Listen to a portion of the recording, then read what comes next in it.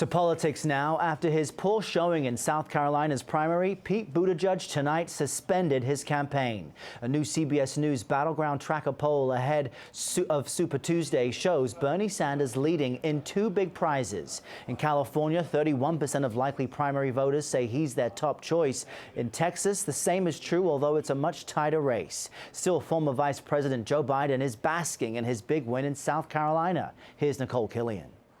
Heading into a competitive Super Tuesday, the Democratic presidential candidates paused for a brief show of unity with civil rights icon John Lewis to commemorate the 55th anniversary of Bloody Sunday in Selma, Alabama. We must go out and vote like we never, ever voted before. Yeah! Voting is how we choose.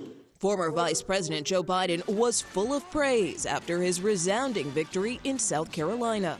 I can win in places where I don't think Bernie can win in a general election.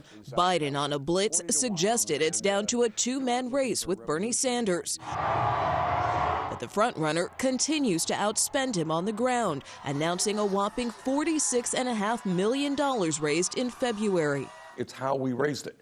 We don't have a super PAC like Joe Biden. With 14 states voting Tuesday and more than 1,300 delegates at stake, all of the candidates are trying to stay in contention. Pete Buttigieg met with former President Jimmy Carter, who seemed to make a candid slip about the former mayor's chances. You don't know what you're going to do after South Carolina.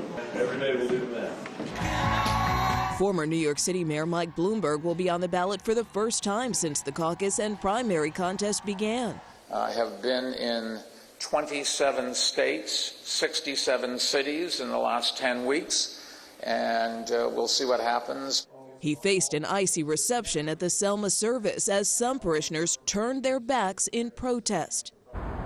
Bloomberg has spent about $500 million advertising in Super Tuesday states. Tonight, he's taking out two 3-minute ads to deliver an address in primetime. Errol? Nikole Killion, thank you. Anthony Salvanto is director of CBS News Elections and Surveys. He joins us now.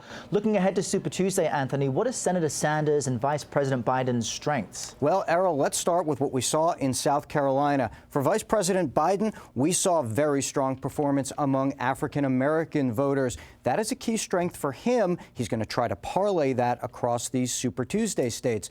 By comparison, Bernie Sanders, his strength is enthusiasm. His voters are the most enthusiastic of any top candidate, and that could translate to strong turnout for him, Errol.